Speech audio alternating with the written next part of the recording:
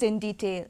Scientific coal mining is likely to begin soon in Meghalaya after the union government approved mining lease of the 4 coal miners in the state. Revealing this today, Chief Minister Conrad K. Sangma said that with this, the government has overcome the biggest hurdle for the process of scientific mining in the state. The Chief Minister further said that the approval of the leases was a major step to start the process of scientific mining, even as he maintained that everything will proceed accordingly with technological aspects and technology being implemented as per the plan.